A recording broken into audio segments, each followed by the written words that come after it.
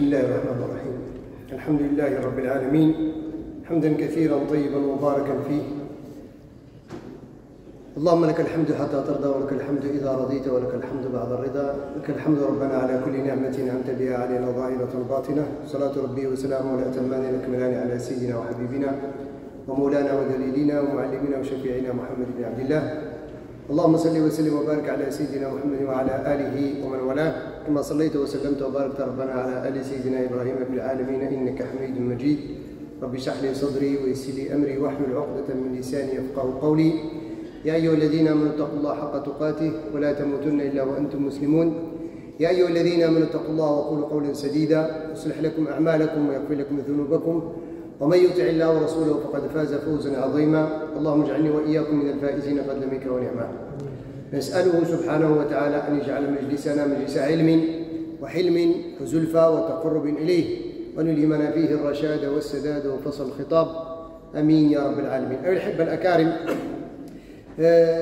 الموضوع الذي سيكون محور الدراسة إن شاء الله سبحانه وتعالى هو الأسرة المسلمة في الغرب، واجب الحماية وأهمية الاستقرار. Le sujet, Inch'Allah subhanahu wa ta'ala, qu'on va traiter ensemble durant ces moments, c'est la famille musulmane, si on peut dire en particulier en Occident, le devoir de protection et l'importance de la stabilité.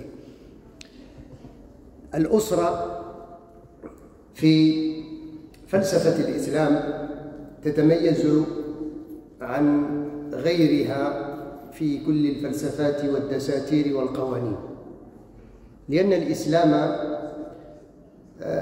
أعطى للأسرة أولوية باعتبارها نواة المجتمع. À savoir que la famille, dans la vision, la philosophie de notre religion, a une place très importante, étant donné que l'islam considère que la famille, c'est le noyau de la société. Quand la famille est stable, quand la famille joue son rôle dans la société, c'est un bon départ pour une civilisation humaine. لذلك سأحاول اختصار مسيرة الأسرة التي تحقق هذه الحضارة الإنسانية. Alors je vais essayer de vous résumer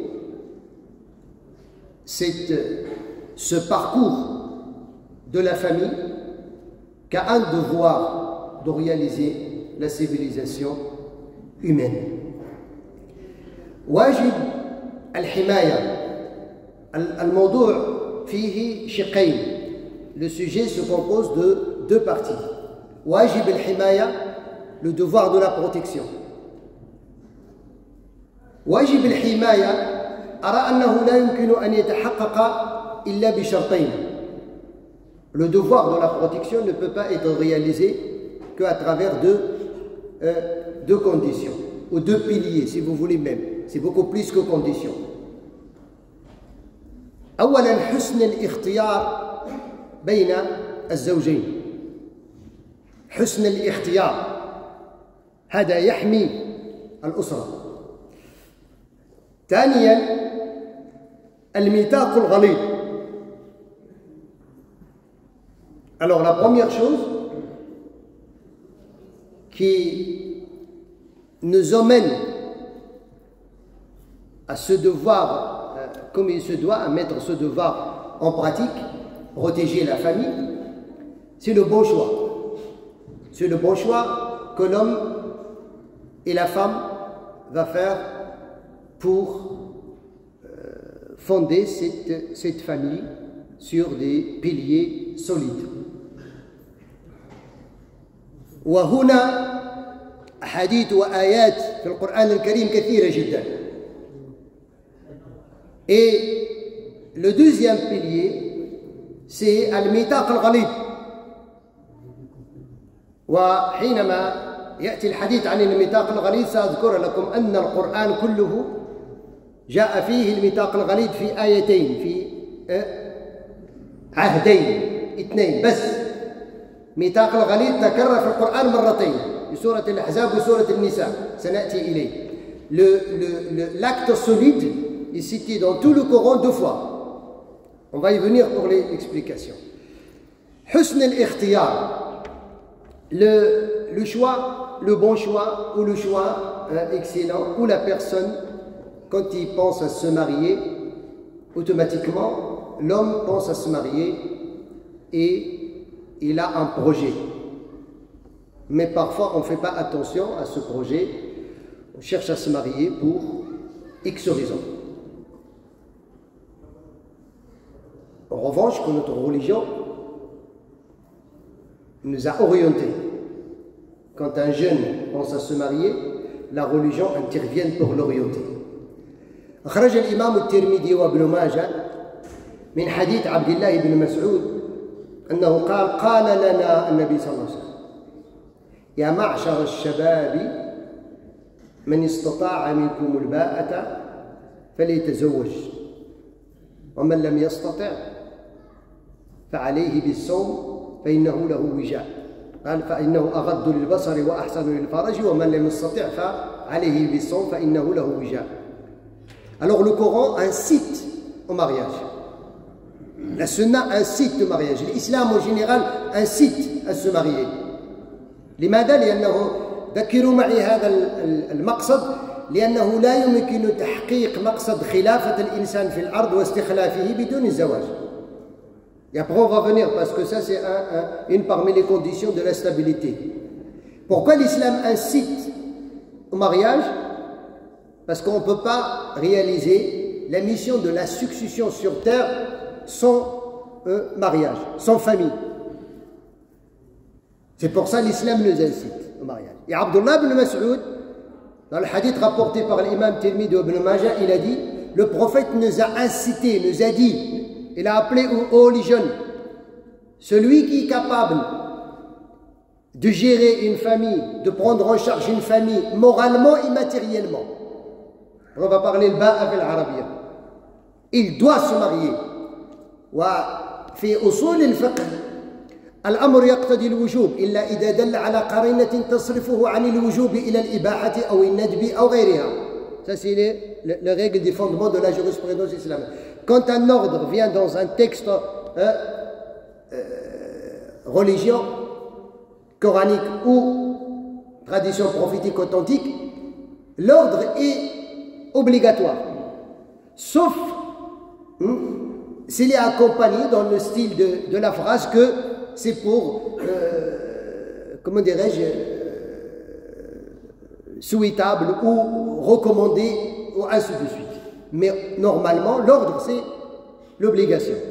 Alors le prophète dit aux les jeunes, celui qui est capable de prendre en charge une famille moralement et on peut ajouter aujourd'hui beaucoup de choses, prendre en charge une famille moralement, matériellement, intellectuellement, tous les facteurs qui emmènent à la protection de la famille. Il faut se marier. Il ne faut pas chercher des raisons. لذلك قال العلماء إن الزواج تعتريه الأحكام الخمسة. الزواج في الفقه تعتريه الأحكام الخمسة. فيكون واجبا ويكون مندوبا ويكون حراما ويكون مكروها ويكون مباحا باختلاف حالات الرجل والمرأة. ويا أيها الشباب les jeunes, العلماء ils ont dit que c'est pas seulement la parole, elle n'est pas seulement adressée aux garçons, aux hommes, elle est adressée aussi aux filles.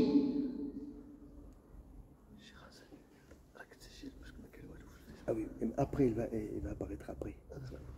Taïb, à faire attention, ça veut dire aussi par rapport à la fille, الزواج يكون واجبا, ça veut dire il peut être obligatoire. كما يمكن أن يكون مندوبا, peut être recommandé, ou bien makrouhan, répréhensible, ou bien haram, illicite, interdit, ou bien mubah, autorisé. كيف يكون واجبا؟ قال العلماء يكون الزواج واجبا إذا ما كان الإنسان يستطيع الباء ويخاف على نفسه من الفتنة أصبح واجبا. C'est quand le mariage devient obligatoire, quand la personne elle est capable de se marier. Matériellement et moralement. Et il n'est pas à l'abri du péché. À ce moment-là, il est obligatoire pour lui de jeûner. Au point que certains savants, ils ont dit au point que certains savants, ils ont dit si la personne, il a de quoi partir en hajj, il a la somme pour partir au hajj. Le hajj intervient pour dire aussi, c'est obligatoire d'y aller au hajj. Mais il ne peut pas se marier et d'y aller au hajj en même temps. Alors, il va faire lequel? Si le pèlerinage, s'il a dépensé ce qu'il a comme patrimoine pour y aller au pèlerinage, ça va retarder son mariage, il doit d'abord se marier. Et après, si Allah subhanahu wa ta'ala lui redonne de quoi y aller au pèlerinage, il doit y aller au pèlerinage. Tant qu'il est capable de prendre en charge une famille, il a peur de commettre un péché. Quand on dit le ba'a, ça veut dire il est capable moralement, c'est dans ce sens-là. Alors, imaginez que le mariage devient devant le pèlerinage pour protéger la famille, pour protéger le croyant et la croyante. متى يكون الزواج مندوبا ça veut dire c'est recommandé حينما يكون الإنسان يتردد عنده حالته il est pas sûr de prendre en charge la famille et il est capable de se retenir. À ce moment-là, on dit pour lui c'est conseillé. متى يكون مكروها Comment, quand le mariage devient répréhensible, ça veut dire pour lui, si on peut dire, c'est mieux si se marie pas. Hein?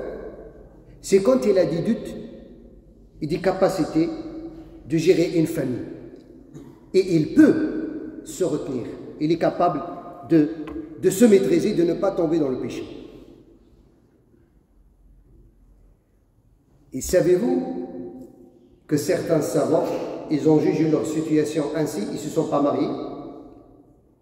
Vous connaissez les savants de l'histoire de l'islam qui ne se sont pas mariés, des grands savants que vous connaissez. Vous savez que l'imam al-Bukhari, il ne s'est pas marié? Vous savez ou vous ne savez pas? L'imam al-Bukhari ne s'est pas marié. Vous savez que l'imam Ibn Taymiyyah, il ne s'est pas marié? Vous savez que l'imam al-Nawawi, il ne s'est pas marié? Savez-vous pourquoi? Parce que le Bukhari, il voit que pour chercher un hadith, il fait un voyage de 2 mois. C'est à qui il va laisser cette femme? Il s'est concentré. Lui, il s'est marié avec les hadiths du prophète. Il est capable de se retenir, ne jamais commettre un péché. Mais tout son souci, toute son intention, il faut focaliser sur ça. Imam Ibn Taymiyyah, pareil. Mais c'est pour ça que je me dis que les savants, ils ont donné c'est quand le mariage devient interdit, haram. C'est quand la personne n'est pas, il n'est pas capable de prendre en charge une famille, ni matériellement, ni moralement.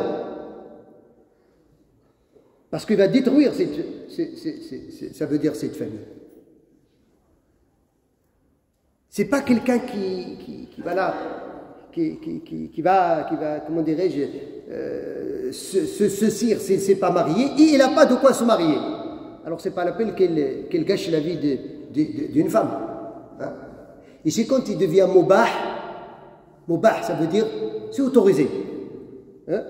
C'est le moment où la personne, hein, il a de quoi prendre en charge une famille, mais entre parenthèses, comme il dit, il se dépasse de se délaisse.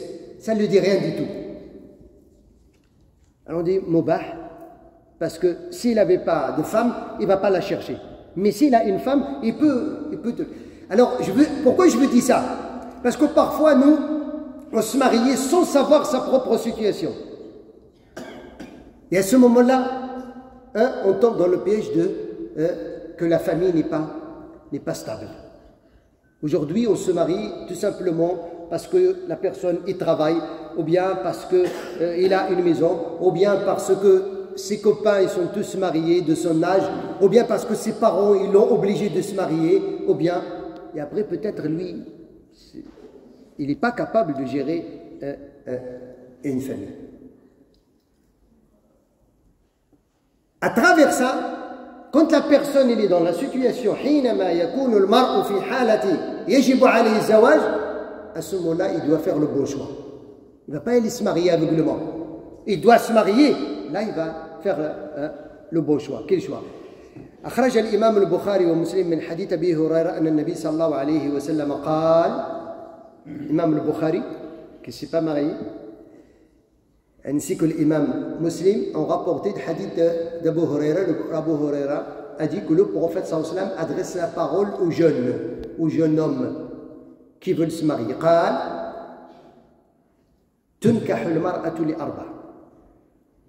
Le prophète dit que les gens cherchent à se marier avec une femme en cherchant 4 caractéristiques, en observant 4 caractéristiques. لجمالها, sa beauté, أو لمالها, sa richesse, أو لنسبها, sa descendance, أو لدينها. Et le prophète sallallahu alayhi wa sallam a fait son commentaire. Il a fait son commentaire, il a dit فَادْفَرْ بِدَاتِ الدِّينِ تَرِبَتْ يَدَاكَ. Le prophète il n'a pas dit ça veut dire il faut chercher à se marier par rapport à la beauté, ou bien la richesse, ou bien non. Il a dit ce que les gens observent. Mais le meilleur, c'est celui qui observe celle qui a la religion. Pourquoi? Parce que la beauté, ça part avec le... Si ce n'est pas un facteur d'orgueil, ça part avec le temps. La richesse, ce n'est pas tout le temps riche. Si ce n'est pas non plus aussi un facteur d'orgueil et d'ostentation, un jour ou l'autre, ça va partir. La descendance, on peut la trahir. On peut être fils de je ne sais pas qui comme pieux ou pieuse, mais on peut... C'est pour ça que le prophète il a adressé la parole à sa famille. Il a dit, il ne faut pas se prétendre que vous êtes de ma propre famille, que vous serez sauvés le jour dernier. Je ne veux pas attendre de vous que les gens vont venir avec leurs bonnes œuvres et vous allez venir avec votre titre. Je suis le descendant du prophète. Ça veut rien dire que tu es le descendant du prophète. Tu dois œuvrer pour toi.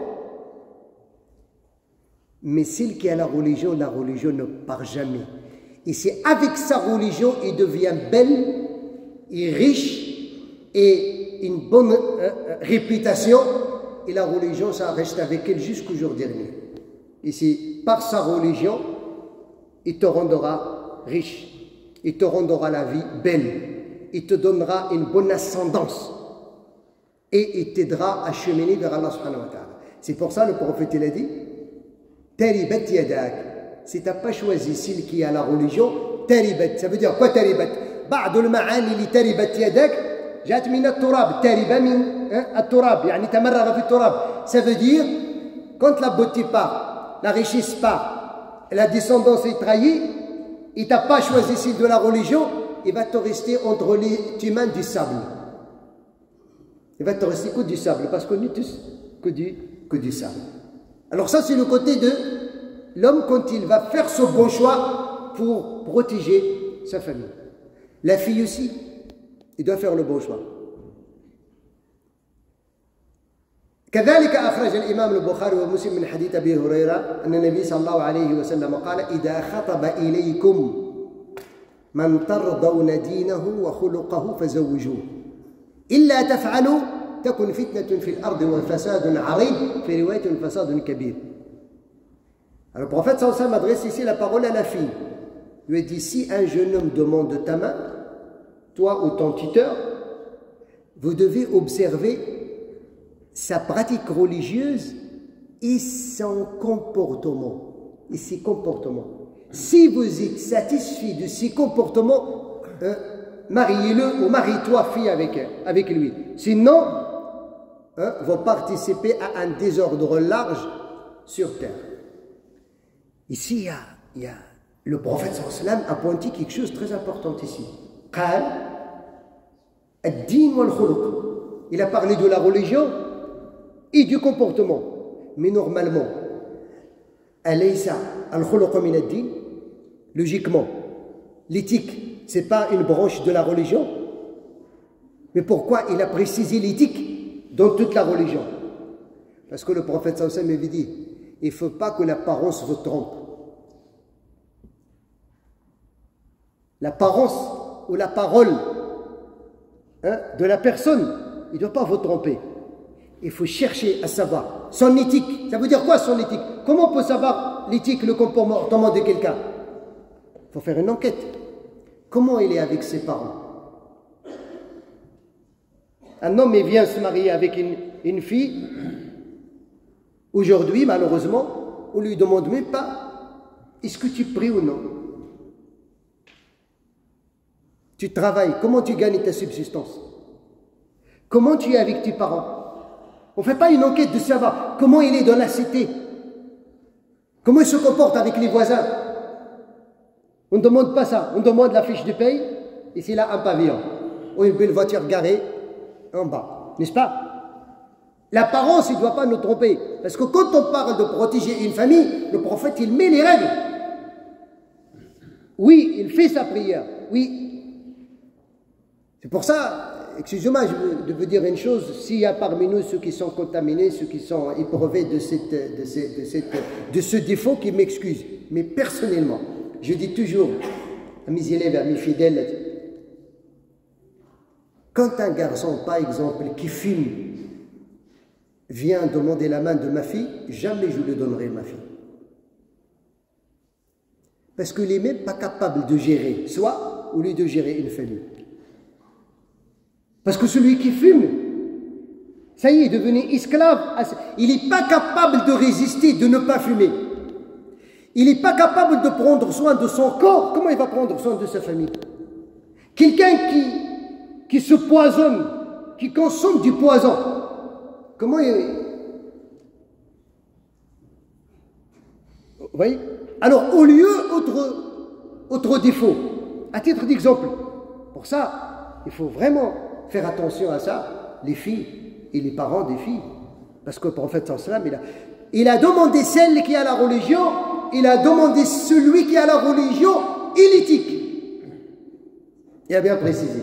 Parce que l'objectif, c'est quoi? C'est de protéger. Qila lil Hassan al-Basri.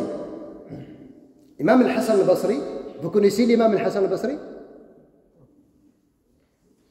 L'imam al-Hassan al-Basri, c'est la première génération après le prophète. L'imam al-Hassan al-Basri, il s'appelle l'oncle des croyants. Pourquoi il s'appelle l'oncle des croyants? Il était à la période de Mona Aïcha, il est né après la mort du prophète. Il a été éduqué par Salama, notre maman Salama, l'épouse du prophète. Parce que sa maman à lui, il était servante chez Salama. Et Salama, il l'a allaité. C'est pour ça les savants il a allaité la sagesse dans le foyer prophétique. Et Aïcha radiallahu anha, il dit Hassan al-Basri, kana kalamuhu yushbihu kalam al-anbiya. Ses paroles sont paraboles aux paroles du prophète. Il a dit, une personne, il est venu lui dire, oh imam, j'ai plusieurs personnes qui ont demandé la main de ma fille. À qui dois-je marier ma fille? فقال أنكحها لأتقاهم فإن أحبها أكرمها وإن أبغضها لا يظلمها.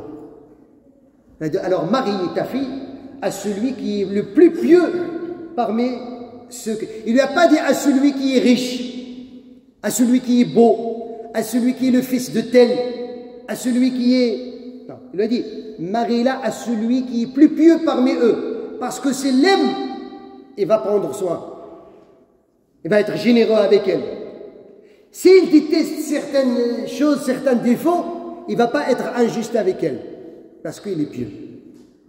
Alors le bon choix, il est très important. Le temps nous échappe. Deuxième chose, pour protéger. Wajib,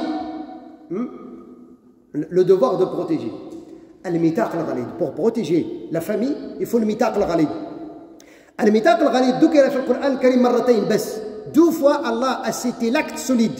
Il a considéré que l'engagement dans 2 situations, c'est un engagement qui mérite un acte assigné et c'est un acte solide. حينما تحدث الله في عهده مع الأنبياء. Quand Allah parle de son engagement et l'engagement qu'a signé avec les prophètes. Allah subhanahu wa ta'ala في سورة الأحزاب وإذ أخذنا من النبيين ومنك ومن نوح وإبراهيم وموسى وعيسى بن مريم وأخذنا منهم ميثاقا غليظا. Allah il a dit à son messager dans le chapitre les Coalisés, le verset 7, rappelle-toi quand on a fait un engagement avec toi, ainsi qu'avec Noé et Ibrahim et Moussa et Jésus fils de Marie, et on a signé entre nous un acte solide pour que vous transportez et transmettez aux gens ce que je vous ai révélé. Allah a signé avec les prophètes un mitaq ghalid et une mission de transmettre à Dieu, aux gens ce que Dieu leur a révélé. Et dans le chapitre An-Nisa, le verset 21, Allah parle aussi du mitaq al-ghalid. Quand الميثاق الذي يأخذه الرجل مع المرأة والمرأة مع الرجل فكيف تأخذونه وقد أخذنا منكم ميثاقا غليظا. Elle a dit, comment vous pouvez trahir un acte solide que vous avez pris avec vos épouses? Il ne doit pas être trahi. C'est un acte, c'est pour ça, l'islam haba عقد الزواج بشروط وضوابط. C'est pour ça on trouve l'acte de mariage dans l'islam, c'est pas un simple accord, voilà, devant quelqu'un, oui, je veux me marier, allez, c'est parti. Non. Hein? Il y a le tuteur, il y a les 2 témoins, il y a la dot, il y a la façon de demander, il y a l'engagement, il y a tout ça. C'est l'acte de mariage pour qu'il soit authentique, c'est pas halal. Il n'y a pas un acte de mariage halal et haram. Il y a un acte de mariage valide ou pas valide, ou invalide. Parce que le halal, on l'utilise dans la consommation. Mais dans l'écrit, on dit c'est un acte. Vous avez jamais dit qu'un acte d'achat halal? On dit un acte d'achat valable. C'est vrai? Mais si tu veux acheter quelque chose à manger, tu cherches est-ce que le produit est halal ou non. Mais l'acte, il doit être valable. Ça veut dire quoi, il doit être valable? Ça veut dire qu'il doit répondre à toutes ces conditions. Que le vendeur, il doit être pubère, il doit réjouir de ses, comment dirais-je, de sa raison. Il doit être capable de signer un acte, il n'est pas sous la contrainte. C'est ça qui le rend valide ou non. C'est la même chose. Aujourd'hui, on parle d'un acte de mariage halal. Ça n'existe pas. Vous pouvez lire n'importe quel chapitre dans la jurisprudence, mais vous n'allez pas trouver acte mariage halal. Non. Acte mariage sahih ou fasid. Authentique, ça veut dire sahih, parce qu'il a répondu à toutes les conditions. Ou bien fasid. Il est invalable parce qu'il manque quelqu'un, il manque quelque chose, il manque un tuteur, il n'y a pas de témoin, il n'y a pas de dot, ou bien il est temporaire. On se marie pendant 2 ans, ou bien on va se marier, on va faire un test. Si on est d'accord, on continue. Si on n'est pas d'accord, non. C'est un acte qui est invalide. On ne se marie pas pour faire un test. Hein? Tu peux y aller intérimaire dans une boîte pour faire un test, est-ce que tu es capable? Non. Mais pour le mariage, non. Hein? La définition de l'acte de mariage, taqribiya, عقد قران بين رجل وامرأة على وجه الدوام على سنة الله ورسوله. C'est un acte entre un homme et une femme à l'intention qui soit durable dans la tradition divine et la tradition du prophète. et qui répond à toutes ces conditions. Aujourd'hui, il y a une problématique qui perturbe et qui ne protège pas la famille. C'est quand cet acte ne joue pas son rôle. Parce qu'il faut un acte, ce n'est pas des paroles. C'est pour ça aujourd'hui ce qui s'appelle le mariage halal, aujourd'hui, il y a des gens qui disent, voilà, non, on va se marier religieusement. Ça veut dire quoi se marier religieusement? Ça veut dire appeler un imam, ça veut dire ce qu'ils disent les gens. Appeler un imam à la maison, il va réciter le Coran, il y a le tuteur, il y a les témoins, il a donné la dot, et c'est bon, on s'est marié, on est parti. Mais est-ce que le contexte on vit aujourd'hui, cette famille est protégée? Je vous donne un exemple. Ce mariage-là, entre parenthèses, qui est halal, tu n'as pas un acte, tu t'es marié religieusement devant un imam. Et d'ailleurs, à veut dire, dans tous les pays arabes musulmans, d'après ce que je connais, il n'y a pas un acte religieux sans qu'il soit noté noir sur blanc. Il n'y a pas. Vous pouvez y aller n'importe quel pays. Il n'y a pas un acte qui se fait devant un imam. L'imam n'a pas l'autorité de faire l'acte de mariage dans n'importe quel pays musulman. C'est deux témoins qui s'appellent l'adl, que l'État désigne pour que les gens viennent pour signer un acte, et le juge il doit vérifier l'acte, et si l'acte répond à toutes les conditions, il le valide, et c'est là il donne une copie à la mariée et une copie au mari. Savez-vous pourquoi? Parce que tout simplement il faut justifier. Si tu veux y aller à l'hôtel, si tu es marié religieusement ici en France, tu n'as pas un acte civil. Tu vas aller passer les vacances avec ta famille. Vous voulez aller à l'Umrah. Avant, ça a été normalement le dossier. Il ne peut pas être accepté d'une femme s'il n'a pas son mahram. Aujourd'hui, il n'y a pas de souci. Visa touristique, vous pouvez y aller. La fille peut y aller sans mahram. Ce n'est pas un problème. On peut y aller se retrouver là-bas. Mais quand vous allez dans un hôtel, ils ne vont jamais vous donner la chambre double. Tu ne peux pas prendre une chambre avec ta propre épouse religieusement. Si tu n'as pas un acte de mariage que tu présentes à l'accueil, que celle-là c'est ma femme, je prends une chambre, non, à deux. Vous connaissez ça? Non, vous pouvez aller n'importe quel pays musulman, l'hôtel qui est respectueux, si tu viens avec une femme, la première chose qu'il vous dit, votre pièce d'identité, c'est qui? C'est ma femme. S'il vous plaît, l'acte de mariage. Oui, mais on s'est marié devant un imam à Paris. Je suis désolé. Vous partez ou j'appelle la police. Alors, un mariage qui ne te garantit pas de voyager avec ta propre épouse parce qu'il manque un acte. Il y a quelque chose qui bug, non? Je veux dire pire que ça. Et je veux parler de l'expérience. Savez-vous qu'aujourd'hui, les conditions de l'acte de mariage prennent l'ampleur selon les situations du contexte. كما قال عمر بن عبد العزيز كلما أحدث الناس من فجور أحدث لهم من حدود وقوانين. Chaque fois quand il y a des choses que les gens inventent, des problèmes, il y a des lois légiférées, nouvelles qu'on ne connaît pas auparavant. Avant, à l'époque des prophètes, jusqu'à un certain temps, il n'y avait pas l'attestation médicale dans le dossier de mariage. C'est vrai ou c'est pas vrai? Aujourd'hui, il y a une attestation médicale. C'est pas pour embêter le couple, c'est pour protéger la famille.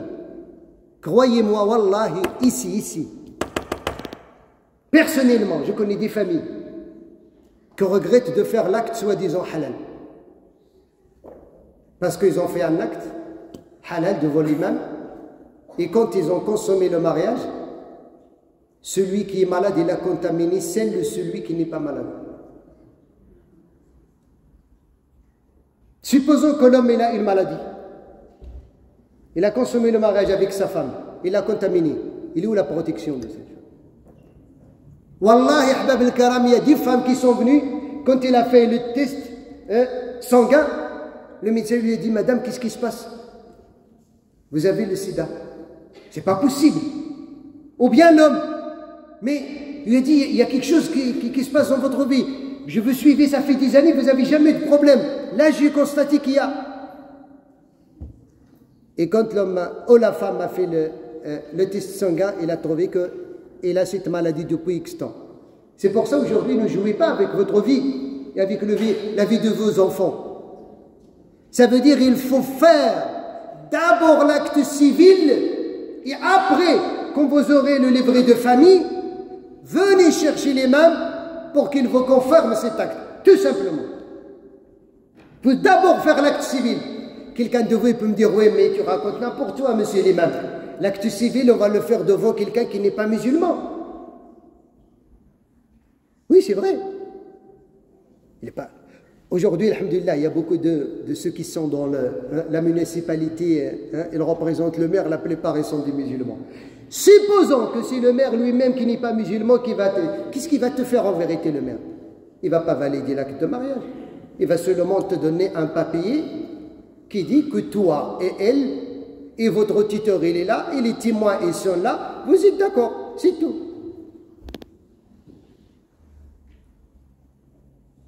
La présence du maire. Mais par contre, l'un de nous, s'il va faire la pièce d'identité, il ne va pas chercher c'est qui va lui donner la pièce d'identité. Si c'est un musulman, c'est pas un non-musulman. C'est vrai ou c'est pas vrai? Quand la carte de séjour arrive à son terme, tu ne vas pas devoir, il faut que j'y aille, il y a une préfecture, il y a un préfet musulman. Parce que je dois prendre... Non, il faut qu'on soit... qu'on vit notre contexte. L'islam, il est là pourquoi? Savez-vous, je veux dire une chose. Tout l'héritage de l'islam, que vous voyez, les hadiths, 6235 versets, les doctrines, les avis, les fatawas, tout ce que vous voyez dans la bibliothèque, masha'Allah, il vient pour réaliser 5 finalités. 5 finalités. حفظ الدين حفظ النفس حفظ المال حفظ العقل حفظ العرض. Tout cet héritage, il vient pour protéger la religion, pour protéger la raison, pour protéger les biens, pour protéger la progéniture et pour protéger la dignité. Tout ce qui touche un parmi ces 5, la religion est innocente de...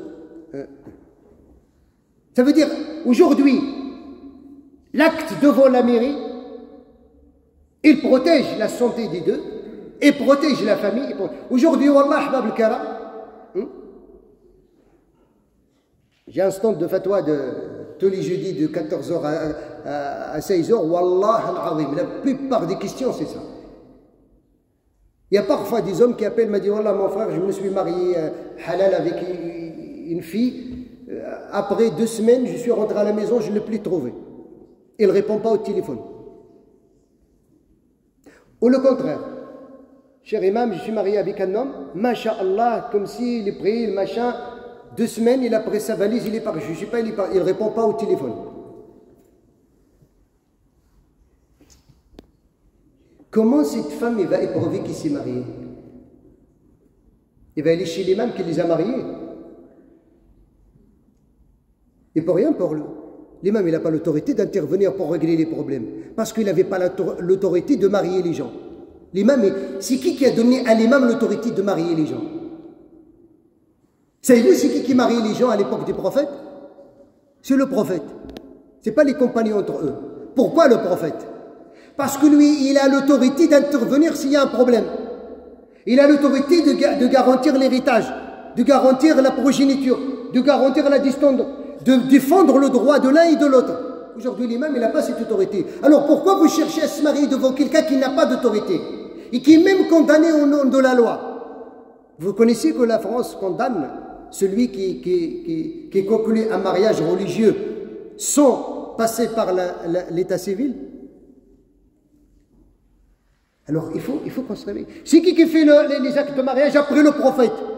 C'est l'autorité. C'est Omar ibn Khattab, Abu Bakr, Ali, ceux qui ont l'autorité. C'est pas quelqu'un. C'est pour ça, faites attention les filles, les jeunes. Pour protéger votre famille, l'acte de mariage, il doit être solide. Et pour qu'il soit solide, il doit répondre à toutes les conditions de la protection de la famille. Sinon, on tombe aujourd'hui sur ce genre de problème. Alors, le temps nous échappe. En passant maintenant à l'importance de la stabilité. On a fait tout, alhamdulillah rabbil alamin. Le garçon a bien choisi, la fille a bien choisi, l'acte de mariage il a été devant la mairie, on a ramené l'acte devant la mairie, on a appelé l'imam, on a fait toutes ces conditions. Maintenant on va vivre en famille. Il y a le devoir de la stabilité. بعض الحكماء قال إن الأسرة تحتاج إلى الحب قبل الزواج وتحتاج إلى المودة والسكون بعد الزواج. Avant qu'on se marie, on doit s'aimer. Mais quand on se marie, on a besoin de plus que de s'aimer. On a besoin d'une stabilité. Hein? On a besoin de mettre en pratique le verset de Sourate Ar-Rum. Alors il faut At-ta'awun ala hada. Qu'est-ce qu'il dit le verset? Regardez Allah subhanahu wa ta'ala quand il veut parler de la famille, il a utilisé un verset où il a regroupé les fondements de la stabilité de la famille. Écoutez bien le verset. Le verset du chapitre les Romains, le verset 21. Allah il dit وَمِنْ آيَاتِهِ أَنْ خَلَقَ لَكُم مِّنْ أَنفُسِكُمْ أزواجا لتسكنوا إليها وجعل بينكم مودة ورحمة إن في ذلك لآيات لقوم يتفكرون. Un seul verset. Allah te donne la voie de la stabilité d'une famille. C'est parmi ces signes qu'il vous a créé ainsi que vos épouses en une seule âme, en un seul genre, afin de vivre en tranquillité avec elles. Il a mis entre vous l'affection, la beauté, la miséricorde. Cela sont des signes à ceux qui réfléchissent. Et quand vous allez rentrer dans l'exégèse de ce verset-là, vous trouvez les savants, qu'est-ce qu'ils disent? Khalaqakum min nafsin wahida. En une seule âme, Allah nous a créés. Et vous connaissez l'histoire de la création. Hinama khalaqa Allahu Adam. Il a détaillé les étapes, les 7 étapes de la création de Adam dans le Coran. Jusqu'à Nafkh ar-Ruh. Il n'a pas détaillé comment il a créé Ève. C'est à nous de comprendre. Et quand il a créé Ève, il n'a pas ressoufflé. Il a utilisé le même souffle. Il a partagé cet esprit entre l'homme et la femme. Ce qui veut dire que l'homme tout seul ne vaut rien. La femme toute seule ne vaut rien. Un homme sans femme, il n'a pas de valeur. Une femme sans homme n'a pas de valeur. Parce qu'il ne peut pas garantir, ça veut dire la chaîne que Dieu subhanahu wa ta'ala veut des êtres humains. Et d'ailleurs, qu'est-ce que nous dit le prophète sallallahu alayhi wa sallam? فيما صح عنه قال إذا تزوج أحدكم فقد استكمل نصف دينه فليتق الله في النصف الآخر. Quand l'un de vous se marie, il dit à l'homme et il dit à la femme, quand tu te maries l'homme et quand tu te maries la femme, tu as complété 50% de ta religion. Alors fais attention, autre 50. Ça veut dire toi avec ta femme vous avez 50, mais avec son aide et avec ton aide vous allez chercher les autres 50 ensemble pour arriver à 100%. Mais toi tout seul tu ne peux jamais arriver à 100%. Oui, le prophète sallallahu alayhi wa sallam. Alors comment tu dois te comporter avec la personne qui te garantit 50% de ta religion? Mon frère, comment tu dois te comporter avec une femme qui va t'aider à compléter ta religion? Ma sœur, comment tu vas te comporter avec un homme qui va t'aider à compléter ta religion? Bil mawadda, li taskunu ilayha, afin de vivre avec il en tranquillité. en tranquillité, c'est pour ça. As-sakan, c'est quoi as-sakan en arabe? شنو هو السكنة؟ السكن c'est la maison, le maskan. Pourquoi il s'appelle maskan? Parce que quand on est fatigué et je veux être à l'abri du regard, je rentre chez moi. Allah a considéré l'homme et la femme, c'est comme tu es fatigué, comme tu veux apaiser, quand tu veux être soulagé, tu te confies à ta femme et tu te confies à ton époux, si c'est la femme. L'épouse se confie à son épouse et l'épouse, quand il est fatigué, c'est ça. Il a mis entre vous quoi? Il n'a pas mis entre vous, tu payes l'électricité et j'ai payé l'eau, et tu payes le loyer et j'ai fait les courses. C'est ça notre problème aujourd'hui. Allah, il n'a pas dit non, 50-50. Ah, tu gagnes 2000 euros, j'ai gagné 2000. Alors, soit on va laisser de côté, tu payes tout, et après on va en vacances avec les miens, ou bien je paye tout. Non, non, c'est pas comme ça. Il dit que tant que toi, tu es devenu un nabi de cette femme, et cette femme est devenue un nabi pour toi, vous devez vivre. Allah subhanahu wa ta'ala a mélangé votre situation spirituelle et votre âme, et vous n'arrivez même pas à mélanger vos comptes. Parce que chacun dit ah, et c'est jamais il veut divorcer. On peut se divorcer, on n'a pas encore signé l'acte de mariage. C'est une mauvaise intention de penser déjà au divorce. C'est pour ça qu'il y en a qui augmentent la dot. Il a dit, mets-lui le pavillon, comme ça on garantit que tu ne vas jamais la divorcer. Il ne faut pas avoir des mauvaises intentions dès le début. Parce que les choses, ça ne passe pas. Moi, je veux parler de la réalité. Le mariage, il doit être stable à travers cela. Et après, la deuxième chose qui stabilise le mariage, et j'ai fini, c'est de réaliser les objectifs du mariage. Et je vous résume les objectifs de mariage en 3. Il y a maqasid al-zawaj, 3. Maqsad al-istikhlaf, wa maqsad al-afaf, wa maqsad al-ijtima'i. Il y a l'objectif de la succession sur terre. Allah subhanahu wa ta'ala a confié à notre père et à notre maman, Adam et Ève, il leur a confié d'exploiter la terre, d'être des successions de Dieu sur terre. وَإِذْ قَالَ رَبُّكَ لِلْمَلَائِكَةِ إِنِّي جَاعِلٌ فِي الْأَرْضِ خَلِيفَةً. Quand ton Seigneur, le verset 30 du chapitre 2, quand ton Seigneur annonça aux anges que je veux établir un vicaire sur terre. Et la descendance de ces vicaires devient des vicaires jusqu'au fin du temps. Alors pour garantir cette descendance, cette mission de succession sur terre, il faut qu'on se marie. Et il faut réaliser cela à travers tout ce qu'on venait de dire. Pourquoi? Parce qu'on a une responsabilité d'exploiter la terre. وَإِلَى تَمُودَ أَخَاهُمْ صَالِحًا. Dans le chapitre Hud, Allah dit وَإِلَى تَمُودَ أَخَاهُمْ صَالِحًا قَالَ يَا قَوْمِ اعْبُدُوا اللَّهَ مَا لَكُم مِّنْ إِلَٰهٍ غَيْرُهُ وَأَنشَأَكُم مِّنَ الْأَرْضِ وَاسْتَعْمَرَكُم فِيهَا. De la terre, il vous a créé, il vous a demandé de l'exploiter. Comment on va exploiter la terre s'il y a autant de divorces, s'il y a autant de problèmes de famille, s'il y a autant d'enfants qui ont perdu leur père à travers les problèmes, des enfants qui ne vivent pas au sein d'une famille qui est solide, qui est protégée. On ne peut jamais exploiter la terre. On ne peut pas créer une civilisation humaine si ces enfants-là, qui vont reprendre le relais, ils n'ont pas été éduqués entre le papa et la maman. C'est ça l'objectif. Et puis, l'objectif éthique. Le prophète là a demandé pour ceux qui devaient se marier, pour se protéger. On est des êtres humains, on n'est pas des anges.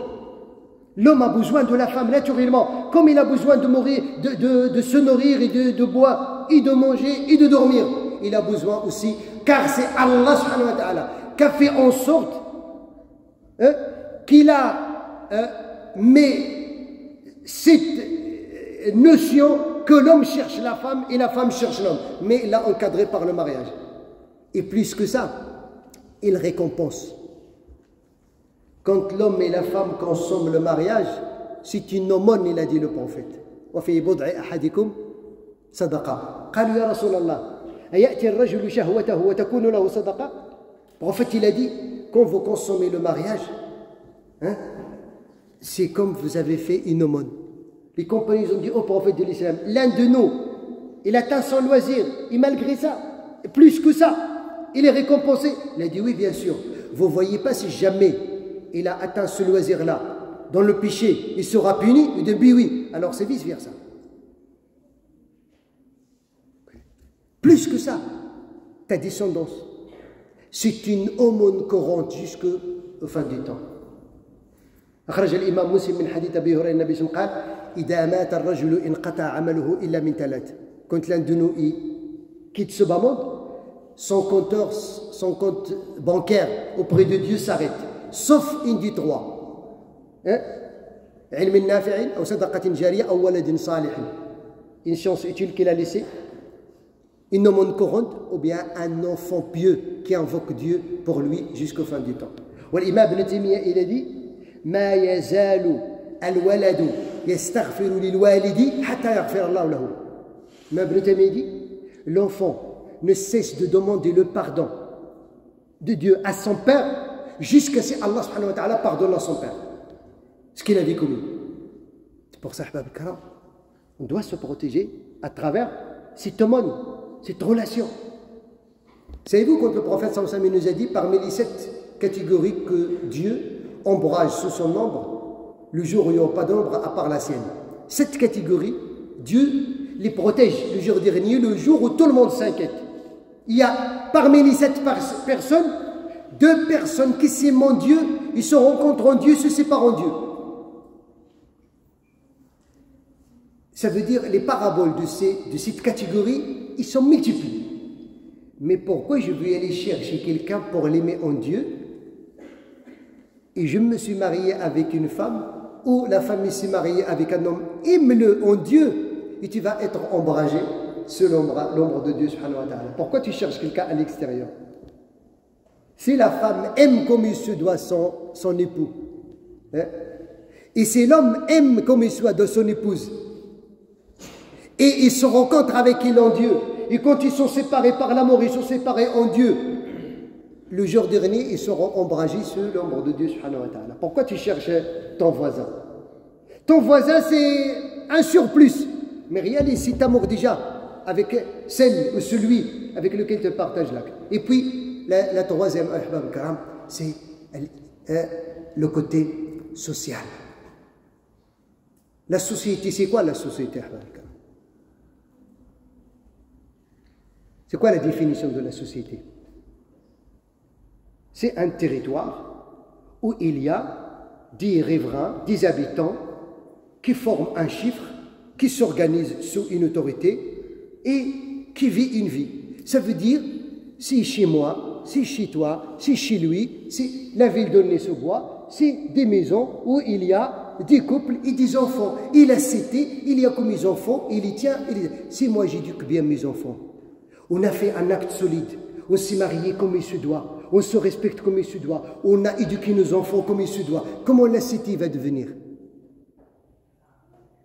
Il y a un proverbe qui dit « Nettoie devant chez toi et je nettoie devant chez moi, la cité devient propre. » Quand tu jettes ta poubelle devant chez toi et je jette ma poubelle devant chez moi, la cité va devenir sale, tout simplement. Alors c'est la famille qui rend la cité propre et civile. Et c'est la famille, c'est l'éduque mal les enfants qui rendent la cité où vous entendez les gyrophares à 2 h du matin et à 1 h du matin et des problèmes et des perquisitions tout simplement. C'est pour ça il faut protéger aussi les générations. Mais en suivant tous ces étapes que je venais de citer. Ahbab al-Karam, le temps, j'ai pris plus que ce qui a été prévu, mais le sujet mérite plus que ça. Mais Inch'Allah, subhanahu wa ta'ala, je m'arrête ici et j'attends Inch'Allah vos questions si vous avez. Peut-être il y a des choses que j'ai oubliées pour qu'on puisse Inch'Allah, subhanahu wa ta'ala, l'étudier ensemble. أقول ما سمعتم وأستغفر الله لي ولكم الحمد لله رب العالمين بارك الله فيكم وأحسن إليكم. هذا الشيخ الكفاءة هي شرط من شروط يعني الكفاءة c'est-à-dire bon. Ah oui, très bien. Une bonne question. الكفاءة ما بين الزوج والزوجة. Et s'il y a une différence intellectuelle, wesh, le tuteur, il a le droit de refuser, par exemple, même s'il y a une histoire d'amour entre les deux. بارك الله فيكم. الأصل Amir Haj, il a posé une question qui est très importante. Al-Kafa'a, c'est on peut dire l'égalité entre les deux, surtout quand il s'agit de l'égalité intellectuelle et l'égalité, si on peut dire, religieuse. Quand tu trouves une personne, par exemple, à titre d'exemple, une personne intellectuelle, qui soit homme ou la femme, mais l'homme ou bien la femme qui va se marier avec cette personne qui a intellectuellement un niveau important, le deuxième, il est, voilà, à peine, il arrive à lire ou écrire. La règle, ici, c'est quoi? Est-ce que, si on a accepté de marier deux personnes, un homme et une femme, qui n'ont pas 10 points en commun, qui vont aider à la stabilité et la protection de la famille, est-ce que si on accepte ce mariage-là, le mariage-là va donner ses fruits ou non? Parce que c'est quoi l'objectif du mariage? Qu'il soit durable et stable. Si par exemple un homme qui est illettré, qui n'a même pas de niveau bac ou niveau primaire, il va se marier avec, je sais pas, un docteur, un médecin ou je sais pas quoi. Et la personne, la femme, il pense d'une façon, lui il pense d'une façon. Il y aura toujours des mauvaises discussions, il y aura toujours... Ça va finir un jour, c'est mieux de ne pas le faire. Ça c'est intellectuellement. Mais quand il s'agit de niveau الكفاءة في الدين, قال المالكية هذا من خوارم العقد. Les Malikites disent, si une personne, une femme pieuse, il ne doit pas être marié à une personne qui n'est pas pieux. Et un homme pieux, il ne doit pas accepter se marier avec une femme qui n'est pas pieuse. Parce que celui qui fait sa prière et celle qui ne fait pas sa prière, ou celle qui fait sa prière et celui qui est alcoolique qui ne fait pas sa prière, est-ce que vous croyez que ce mariage-là va donner ses fruits? Jamais. C'est pour ça, ينظر إلى الكفاءة. فإن كانت من الناحية المادية لا تضر في استقرار الزواج فلا بأس تتحمل، وإن كانت من الناحية الثقافية والاجتماعية لا تضر فلا بأس، وإن كانت تضر فالأولى ألا يتم الزواج. والله أعلم. هذا حياتي. بارك الله. تفضل. Dans cette société, les rapprochements entre les personnes, surtout les jeunes garçons et filles, sont peu éloignés. Donc, est-ce qu'il y a des dispositifs pour qu'on rapproche les jeunes au mariage? Parce que le mariage est paraît quelque chose de... Le choix surtout un peu difficile. Est-ce qu'il y a des dispositifs comme ça pour un rapprochement entre une fille qui peut se marier et un garçon? C'était le cas du compagnon du prophète sallallahu alayhi wa sallam. La personne, il vient, il a par exemple sa fille, c'est lui qui vient il demande par exemple tout simplement, Omar ibn Khattab, il avait proposé sa fille à des compagnons. Il a dit voilà, j'ai ma fille, je préfère si toi tu te maries avec, ou bien ton fils qui se marie avec. C'est l'intermédiaire des familles la plupart du temps qui réussit entre les deux. Quand tu connais une fille, toi, et tu connais un garçon, c'est mieux de dire à cette fille-là, je connais un garçon, et tu dire à cette fille, je connais un fils, c'est une famille qui est stable, qui est ici, de faire ce rapprochement. Ça, c'est parmi les bonnes actions à faire dans la vie, bien évidemment. Mais malheureusement, aujourd'hui, il y a le TikTok, il y a le Facebook, il y a beaucoup de réseaux sociaux qui gâchent la vie à tout le monde. Parce que l'apparence derrière l'écran, ce n'est pas l'apparence réelle. Mais quand il y a toujours l'intermédiaire de la famille, la plupart du temps, ça réussit. C'est toujours une réussite quand il y a un intermédiaire de la famille, parce que la personne, par exemple, qui est âgée, qui connaît la fille de son ami X, et son ami X ne connaît pas la famille Y, et lui, il connaît les deux familles. La meilleure chose à faire, c'est de relier comment dirais-je, la fille de son ami tel et le garçon de son ami tel, pour qu'il... C'est très bien comme question. Barakallahu fik. Naam Sidi. Vous avez parlé d'actes de mariage valide et non valide. Est-ce que vous pouvez nous rappeler, s'il vous plaît, les conditions du mariage valide Et quels sont les tuteurs possibles? Barakallahu fik. C'est très bien. J'avais fait un passage comme ça. Alors, le mariage exige, l'acte de mariage religieux exige la présence du tuteur. Et le tuteur, au premier degré, c'est le père. Si le père est absent, il y a le grand-père, hein, c'est lui qui prend le relais. S'il n'y a pas ni le père ni le grand-père, c'est le grand frère. S'il n'y a pas ni le grand frère, ni le père, ni le grand-père, c'est l'oncle. Maternel ou paternel. Un des deux. Al-khal ou l'am. S'il n'y a pas ni l'un ni l'autre, mais ça c'est l'ordre à respecter. Si le père est vivant et absent, c'est à lui de nommer celui qui est après lui. Par exemple, le frère de la sœur ou l'oncle de la sœur. Mais personne ne doit devancer devant celui qui a l'autorité avant lui.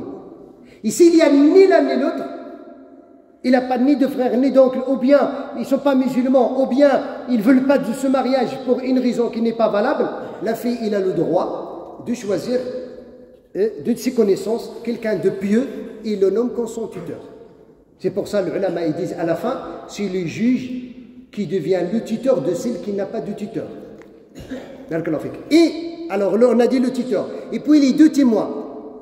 Il faut les deux témoins qui témoignent comme quoi. Ici des témoins, ils sont là pour... Voilà. C'est pour ça aujourd'hui même à la mairie, ils exigent deux témoins. Et puis la dot. Et la dot c'est pas pour acheter la femme. La dot c'est un symbole que l'homme donne à sa femme comme le premier pas après la signature de l'acte, c'est lui qui prend en charge la femme, c'est plus ses parents. Et la dot, c'est une négociation entre l'homme et la femme. Et c'est la femme qui demande et l'homme est négocié. Mais c'est la meilleure quand il soit une dot qui est facile à acquérir, il ne faut pas chercher. Et puis, Assira. Assira, c'est la façon de demander. Je demande la main de ta fille, de ta sœur, et ainsi de suite. J'accepte de te marier, comment dirais-je, la femme. Alors ces conditions-là, et puis l'accord bien évidemment de la mariée et du marié et leur présence. Si ces conditions-là, plus, ça c'est les piliers, plus les conditions exigibles. Aujourd'hui, il y a des conditions exigibles, à savoir l'attestation médicale, l'acte écrit noir sur blanc, un livret de famille où on va noter les garçons pour garantir leur stabilité. Tout ça, c'est des conditions qui deviennent... Les fuqaha, ils disent « Ma la yatimul wajibu illa bihi fa huwa wajib ». Écoutez bien, tout acte qu'on ne peut pas faire sans condition, la condition devient obligatoire. Aujourd'hui, la condition de l'acte devient obligatoire parce que c'est cet acte-là, c'est ce livret de famille qui preuve qu'on s'est marié. Je vous rajoute un autre exemple. Supposons une personne s'est mariée sans acte de mariage. Et malheureusement, il y a des cas comme ça. Et cette femme, elle est enceinte. Ils sont toujours dans le foyer. Et le mari est décédé. Et c'est un milliardaire. Son compte est gonflé. Ils n'ont pas d'acte de mariage. Vous croyez que cette femme et son fils, ils vont prendre l'héritage de cet homme qui est décédé? Jamais de vie. Ni ici, ni ailleurs. Parce que quand il va venir, il vient chez la banque, c'est qui? Je suis désolé, madame, c'est le compte de monsieur. Vous êtes sa femme. Donnez-moi la preuve que vous êtes sa femme. Le notaire, la même chose. Le juge, la même chose. Alors, le mariage oral, qui ne garantit pas l'héritage à celui qui reste après le décès du défunt ou la défunte, il sert à quoi ce mariage? Et sûr à ne pas perturber cette famille et à la priver de ses droits tout simplement. Barakallahu fikum. Naam, si. Vous avez parlé de la dot. Est-ce qu'il y a une durée pour la faire sortir ou avant, après? طيب بارك الله فيك. إذن الصداق فيه المقدم والمؤخر comme ils disent les savants. Et un sadaq c'est une dette. À savoir que l'homme il a cette dette.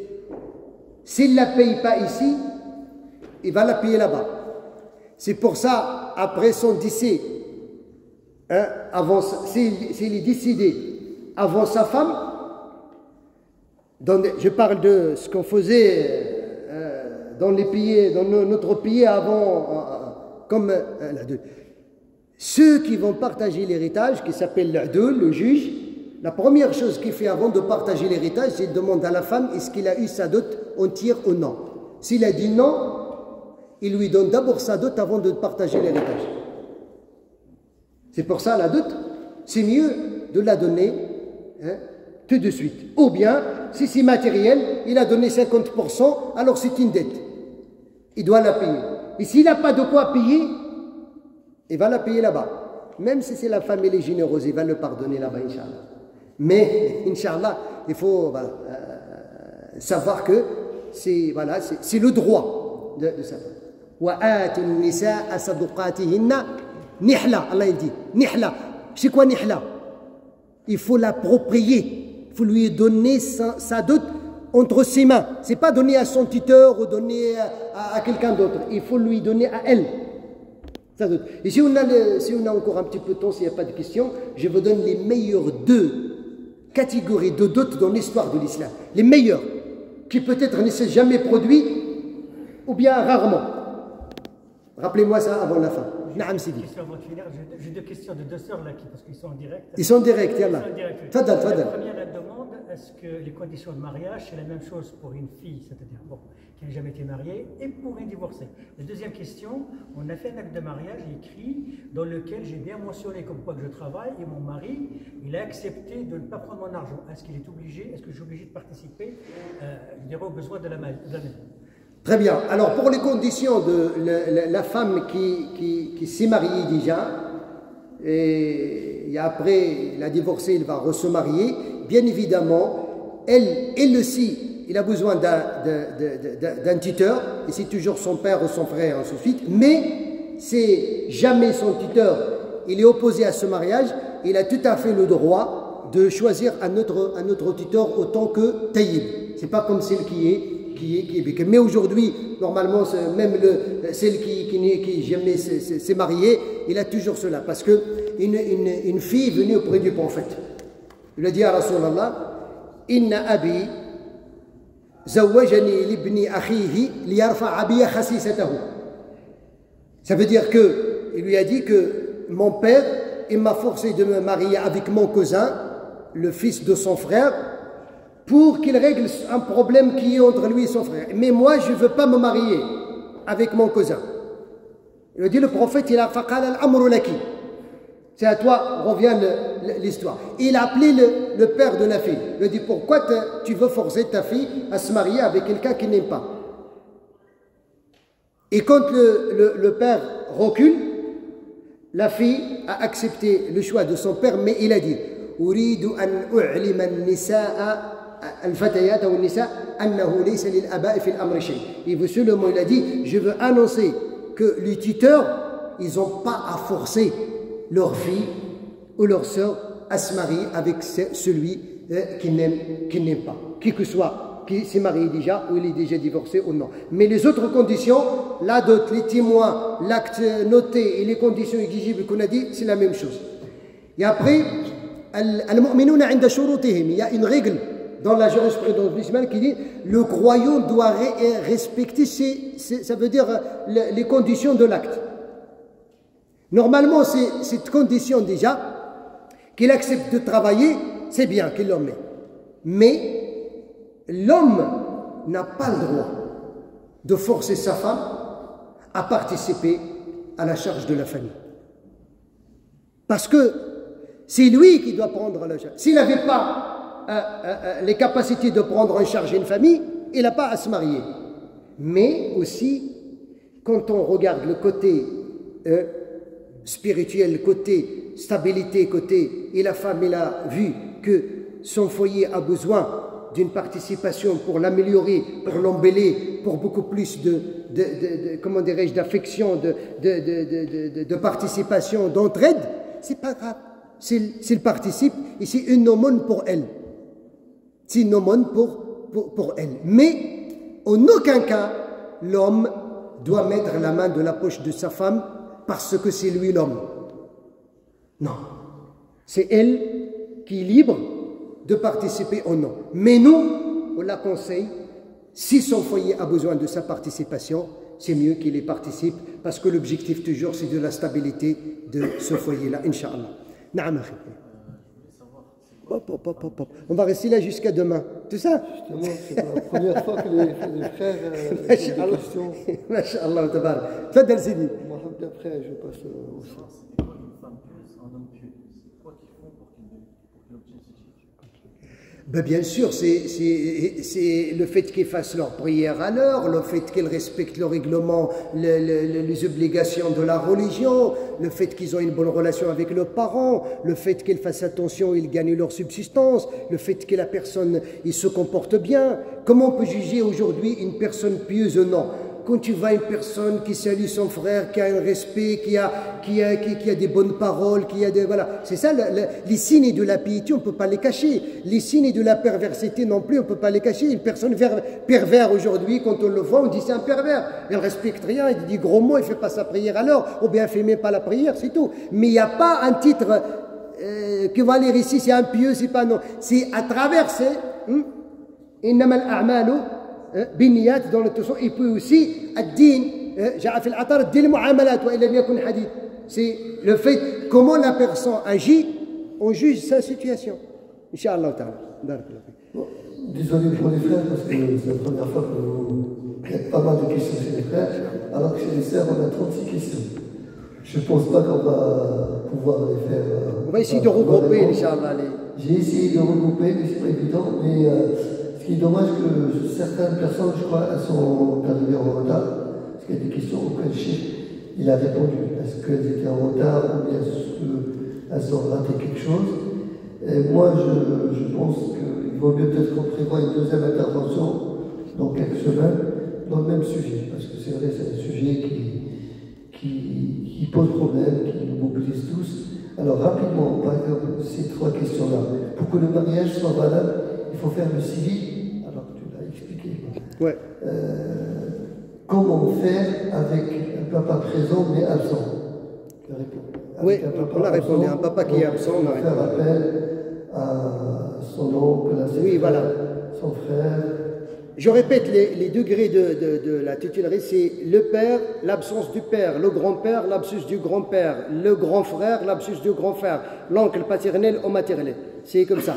Ça veut dire l'oncle ne peut pas prendre la place du père quand le père il est présent. Même s'il est au bled, il n'est pas là. Au téléphone, il peut, comment dirais-je, donner son accord ou bien nommer un tuteur qui est plus proche, qui doit prendre sa place à son absence. Et quand on dit en absence, une absence réelle ou stimulée, ça veut dire il est carrément il est mort, ou bien il n'est pas dans le... Mais il doit être au courant que sa fille est comment dirais-je, se marie. Ouais. Et une sœur qui pose la question, est-il nécessaire de faire un civil après un halal? C'est plutôt le contraire, puisqu'elle a des chiffres. Tout à l'heure, quand on a parlé de protéger la famille, c'est pour ça que je dis Ahbab al-Karam, tout simplement, je veux dire tout simplement, ceux qui cherchent à faire le halal avant le civil. Et surtout quand il va te dire, parfois, moi, il y a des appels qui m'appellent, oui mon frère, l'imam s'il te plaît, maintenant, tes compétences, tout ce que vous voulez, je veux, Inch'Allah, moi, on va faire le civil le mois de juin, et on va faire le halal le mois de mai. Et je leur dis, il n'y a pas de souci, mais donnez-moi une garantie que vous allez rester vivant jusqu'au mois de juin. Et je veux faire le halal. C'est qui va te dire que tu vas rester vivant? Et si tu te maries avec cette fille-là, et une semaine il est mort, toi tu es mort, c'est qui va garantir à cette femme, mais s'il est enceinte, et ses enfants, et la descendance, ton héritage, et son droit, son propre droit. Et si cet homme-là, il est parti à la mairie, il a annulé le mariage parce que, dès qu'il a consommé la première fois de mariage avec toi, il a trouvé, c'est pas ce qu'il cherchait. Il a pris ses valises, il est parti à la mairie, il a annulé. Il y a tout ça, Ahbab al-Karam, tout ça. Et si cet homme-là, il a une maladie, il t'a contaminé dès le premier jour. Il faut prendre en considération cela. C'est pour ça il faut d'abord... Quand les savants ils ont mis les conditions exigibles, plus les piliers de mariage, c'est pour protéger la fille, pour protéger le garçon, pour protéger les... Parce qu'aujourd'hui, il y a des maladies. Comment tu vas consommer le mariage avec une femme, ou comment une femme va accepter de consommer le mariage avec un homme? Il ne sait pas sa situation de sa santé. Il faut faire attention à ça. C'est pour ça que je dis le titre, il est bien choisi. C'est le devoir de la protection. On a un devoir de protéger le foyer. Et l'obligation de l'importance de la stabilité. Le sujet, wallah, il mérite des conférences et des conférences pour que les gens comprennent. Il ne faut pas croire que le fait de commencer avec le civil, parce que le civil, il est authentique. S'il y a le tuteur, il est de 10 mois, il a d'autres, vous êtes déjà d'accord avant d'y aller à la mairie. L'acte de la mairie, vous n'avez plus besoin de halal. Vous n'avez plus besoin de l'imam. Moi, je dis aux gens aujourd'hui, mettez-vous d'accord. Et le tuteur, il est de 10 mois, il va y aller à la mairie, il donne lui sa dot avant que vous partiez à la mairie. Votre livret de famille, il est halal, il est authentique, il est valable. Vous n'avez plus besoin de l'imam. Appelez l'imam pour qu'il fasse dua et manger le dîner et donnez-lui un billet et c'est parti. C'est vous l'imam. Autrement dit, l'acte civil et authentique. Halal, bien sûr. Parce que le fait de dire on fait halal, c'est un abus de langage. C'est une façon d'induire les gens en erreur. Bien sûr. C'est pas halal puisqu'il ne protège pas les intérêts. Voilà. Il ne garantit pas. Il ne garantit pas les droits des uns et des autres. Bien sûr. Plutôt, il provoque des problèmes. Ça fait des années que le fatwa du Conseil européen date d'une trentaine d'années, mais les gens ont du mal à l'accepter. Mais c'est une fatwa qui, heureusement, qu'il y a le Conseil théologique qui la relance. Cheikh Hassan fait partie du Conseil théologique, mais c'est dommage. Non, il faut que les gens se réveillent. Sur ce point-là, Ihbab al-Karam. Voilà, il faut que vous soyez stricts. Wallah al-Adim. Il faut que vous soyez stricts. Pour cela, pour protéger vos filles et pour protéger vous-même. Celui qui va venir pour vous dire non, Ammi, on va faire d'abord le halal, croyez-moi, il a un problème. Et rien n'oblige de le faire avant. Non, il y a une chose. Je dis mon frère, moi, comme j'ai dit autant que père, je ne peux pas me marier. Je ne serait-ce que s'il fume. Au lieu, c'est chercher halal. Déjà, la mairie, parce que moi, je ne peux pas, autant que tuteur, je ne peux pas demander à mon genre, ramène-moi l'attestation médicale. Non. C'est ton dossier, il est validé par ton médecin, il est validé par la mairie, il n'y a pas de souci. Non, on va aller à la mairie avec un acte authentique, déjà. On n'a plus besoin de... L'imam, il va venir, comme j'ai dit, c'est seulement pour voilà, faire un petit rappel, et voilà, et faire un dua, et c'est tout. Il n'a aucune autorité. Et en tant qu'imam, il faut être vigilant. Pourquoi? Parce que des fois, les familles ou bien les couples, ils veulent faire halal pour consommer le mariage avant la mairie. Alors que ce n'est pas autorisé. Oui, c'est un problème. Et juste un petit détail. On va vous donner la parole. Il y a 36 questions qui attendent pour dire que l'imam, il risque 2 ans de prison, 7 500 € d'amende. Donc il faut le trouver, l'imam qui ose vous faire un acte de mariage qui n'est pas valable. Donc juste pour rappeler ce point, que l'imam aussi, il risque gros. Oui, rapidement, le frère.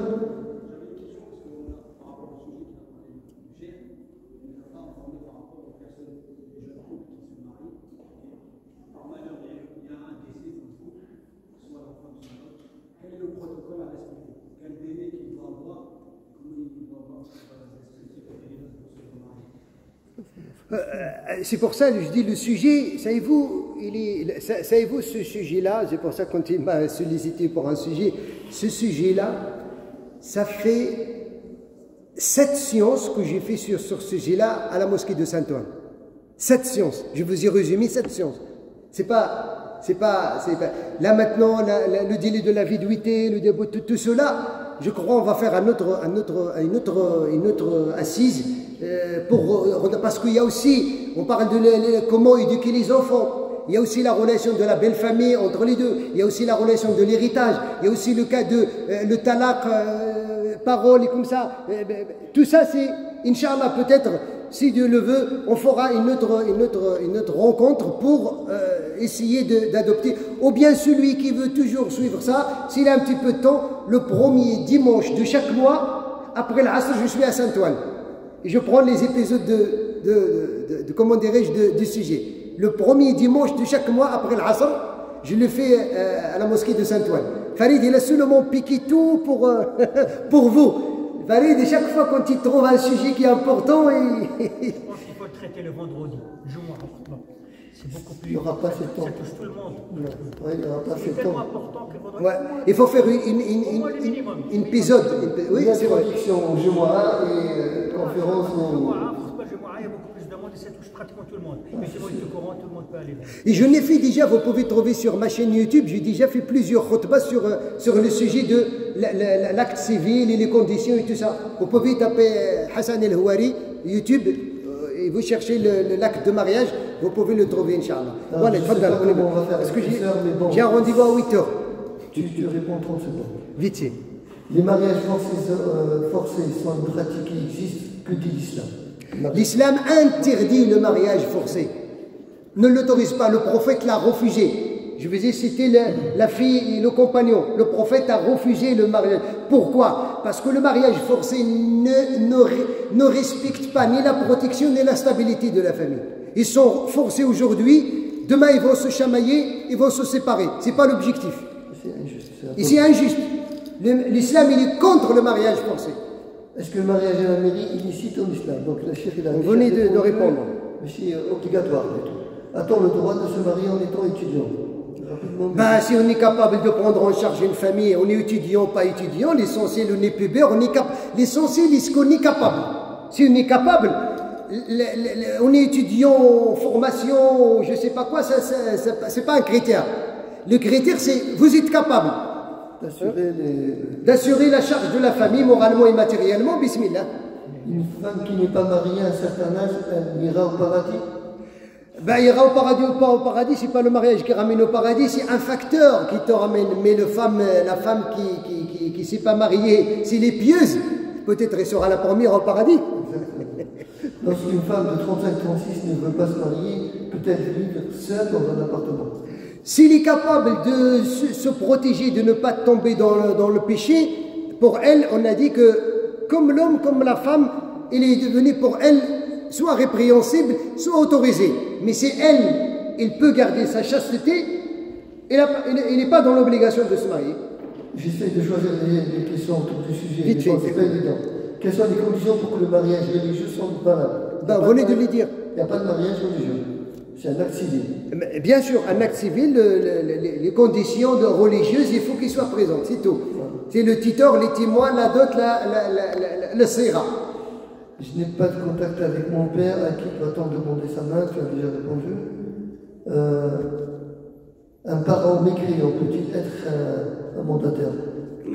Non. Converti, Mais s'il converti, il peut choisir quelqu'un qui comment dirais-je, qui est musulman pour qu'il soit son tuteur. Donc il suffit de trouver quelqu'un. Hein? Oui, le tuteur, c'est une obligation pour que l'acte. Oui, bien sûr. Oui. Il faut que tu t'assoies musulman. Oui, il faut que le tuteur soit un musulman et les deux témoins soient musulmans. Et la doute soit halal. Il ne va pas lui donner un carton de. Naam. Elle, il va choisir quelqu'un parmi les musulmans qui soit son tuteur. Tout simplement, c'est pas un peu de rentrer beaucoup plus dans les détails là-dessus, c'est la chose est claire là-dessus. C'est là où peut-être l'imam de la mosquée à côté d'elle, il peut jouer le rôle. Après, ça ne veut pas dire que le père n'assiste pas. Hein. À la mairie, le père, Voilà, il peut être là. Mais... C'est pas un problème. L'essentiel, avoir cet acte à la mairie, et quand on vient à la maison, à ce moment-là, on refait l'acte religieux, il n'y a pas de souci.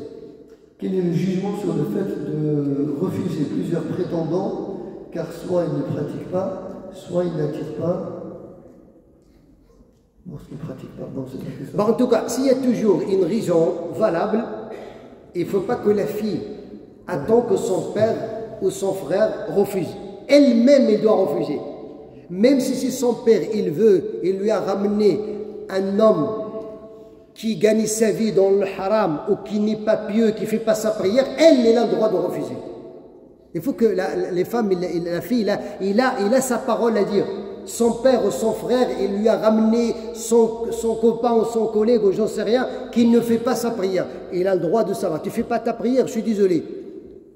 C'est tout. Après que le père, bien évidemment, il a le droit de refuser que sa fille se marie avec quelqu'un qui ne fait pas la prière. Et après, elle, il assume, c'est l'accepte. Lui, il a le droit de faire son devoir, et elle, il assume s'il se marie avec lui. S'il veut se marier avec lui, c'est son problème. Mais le père, il doit faire son devoir. En plus, il ne faut pas que la sœur refuse pour n'importe quelle raison. Oui, bien sûr. Il faut qu'il y ait des muqabalat, des rencontres. Bien sûr. Là, il parle il n'est pas pieux. Elle parle même du cas où c'est des gens pieux. Elle parle des deux cas. Ah oui, s'il est pieux, s'il n'y a pas de raison de le refuser, pourquoi le refuser? Il n'attire pas. C'est pas... Bah, il n'attire pas, ça c'est une autre chose. C'est une autre chose parce que... Ça c'est une autre chose. Il faut qu'il fasse la demande avec ses critères alors. L'un ou l'autre. Est-ce qu'il y a un monsieur qui veut se marier entre 16 et 18 ans, mais que les parents ne veulent pas? Est-ce que le fait de la mairie, en tout cas, il ne veut pas vous marier. Ce n'est pas la peine de chercher à se marier. Né, je suis marocain, né le Maroc, tu ne vas pas te marier si tu as 18 ans, moi, une journée. Comment la femme doit-elle agir lorsque l'homme ne veut pas assurer ses devoirs financiers entièrement? Ben ça, c'est la réponse de la seconde assise, Inch'Allah.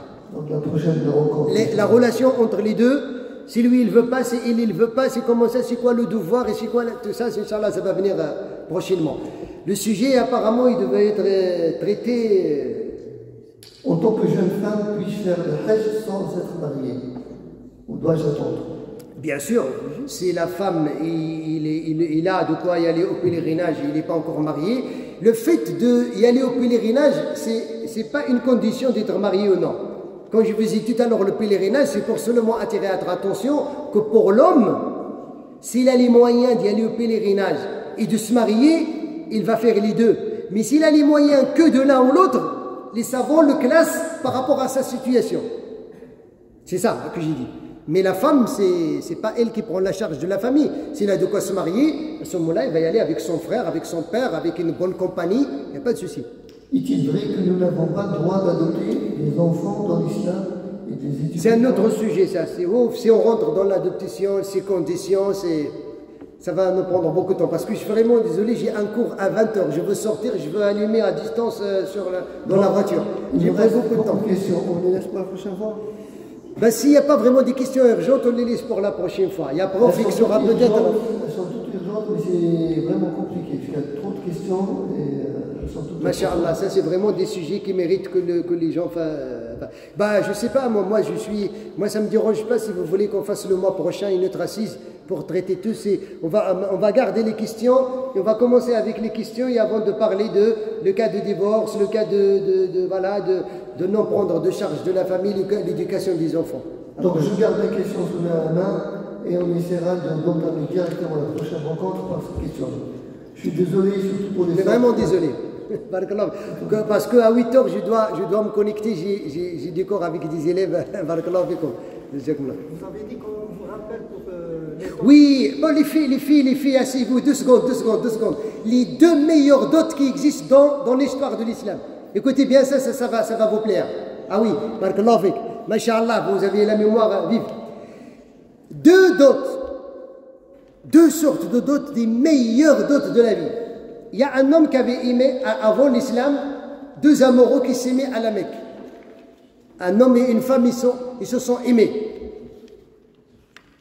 L'islam est venu, le prophète a propagé l'islam, la femme a embrassé l'islam. L'homme, ça ne lui dit rien encore. La fille, il est partie avec le prophète dans l'émigration, il est parti à Médine. Son amoureux, de temps en temps, il vient la voir. À un certain moment, il lui a dit, c'est pas la peine que tu viennes me voir.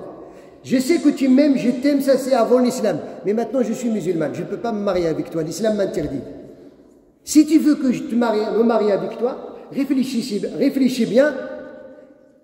Si tu embrasses l'islam, à ce moment-là, on peut se marier. Il lui a dit, bah, c'est bon. Il est reparti à la Mecque, il cherche. Il demande c'est quoi l'islam, il demande ceux qui sont... Mais il a fait sa recherche. Il a trouvé son bonheur. Il est venu, il lui a dit, en tout cas, c'est pas pour se marier avec toi, mais vraiment, tu as été vraiment un facteur qui m'a aidé à chercher cette religion. Maintenant, je veux devenir musulman, mais pas devant toi. Je vais aller devant le prophète. Il est parti avec le prophète, elle est partie avec lui. Il a attesté l'attestation de l'islam et la femme, il a intervenu. Il lui a dit, oh prophète de l'islam, c'est mon amoureux. Ma dot, c'est son attestation. Je ne veux rien de lui.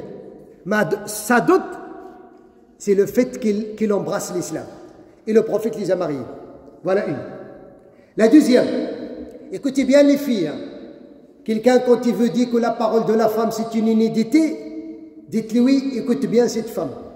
Une femme, le prophète sallallahu alayhi wa sallam, il était à la mosquée, il fait son dars. Une femme rentre. Elle a dit salam alaikum. Tout le monde se tait, y compris le prophète, parce qu'ils entendaient la femme. La femme, il a dit au prophète, salam alaikum prophète. Il lui a dit, s'il te plaît, marie-moi si tu ne veux pas te marier avec moi. Il lui a dit, je suis venu pour que, si tu veux te marier avec moi, et moi je veux me marier. Si tu ne veux pas te marier avec moi, marie-moi à un de tes copains. Moi je veux me marier. Il a eu le courage des femmes. Il vient, il lui dit, prophète du Islam, moi je veux me marier. Le prophète, il a dit à ses compagnons, il y a quelqu'un qui, voilà, il est venu avec toute seule. Il y a quelqu'un qui veut se marier. Ceux qui ne veulent pas se marier, ils ont baissé leur regard. Un parmi les compagnons, il veut se marier. Il a levé la tête, il a vu la femme, il a dit, prophète, moi je veux me marier. Le prophète, il a dit bien. Alors, tu vas lui donner quoi? Il a dit, Wallahi ya Rasulallah, la amliku illa tawb ala jildi. Il a dit, oh prophète de l'islam, par Allah, je possède que le tissu sur ma peau. J'ai ma petite maison, je travaille à la journée. Chaque jour, je sors, je travaille, et ce que je ramène, on va le partager. Il dit non, il me fait quand même une dot. La dot, c'est une obligation. Voilà, même une bague en fer. Il a dit rien de rien. Walou. Il lui a dit, est-ce que tu as appris quelques versets du Coran, quelques chapitres? Il lui a dit oui, hafidtu kaita wa kaita wa kaita surah. Il lui a dit, j'ai appris la soratel, la soratel, la soratel, la soratel. Il lui a dit alors, s'il veut, ta dot, il saura que tu l'enseignes tout ce que tu as appris comme Coran. Il lui a dit, oui, pour moi, je suis d'accord. Il lui a dit, tu es d'accord que ta dot, il saura qu'il t'enseigne tout ce qu'il a appris comme Coran. Il lui a dit, oui, le prophète de l'islam. Le prophète, il les a mariés. Imaginez avec moi quel foyer va devenir ce foyer-là. Chaque soir que l'homme vient, son souci, c'est de payer sa dot. Son souci de rester devant sa femme et de le faire répéter les versets jusqu'à ce qu'il lui a transmis tout ce qu'il a appris comme Coran. Quel foyer, quelle sérénité, quelle miséricorde qui va descendre sur ce couple qui vont réciter le Coran bouche à bouche. C'est là, ça c'est les meilleurs dots. C'est pas 5 chameaux et 5 000 euros et un pavillon et des trucs aujourd'hui. نسأل الله سبحانه وتعالى أن يوفقنا للخير ونلهمنا الرشاد والسداد. اللهم اغفر ذنوبنا واستر عيوبنا واهد قلوبنا وتول أمورنا واجمع شتاتنا وألف على الحق قلوبنا. اللهم ارزقنا في بيوتنا السكن والمودة والرحمة والطمأنينة والسعادة. اللهم رب احفظنا في أزواجنا واحفظنا أزواجنا واجعلنا من عبادك الصالحين المصلحين. نسأل الله سبحانه وتعالى أن يحفظ شباب الإسلام وشابات الإسلام. نسأل الله سبحانه وتعالى أن يحسن اختيارهم. إن شاء الله سبحانه وتعالى كل لمن له أهل إنك نعم ونعم النصير. لإخوة القائمين على بيت الله والزائرين له اللهم ارحمهم وعافهم واعف عنهم وبارك في أوقاتهم وقواتهم وأهليهم ودويهم وبارك في جهودهم واجعلها في ميزان حسناتهم إنك نعم المولى ونعم النصير. وصل اللهم وسلم وبارك على سيدنا محمد والحمد لله رب العالمين. بارك الله فيكم وأحسن إليكم. شكرا استماعكم وصبركم معنا إن شاء الله.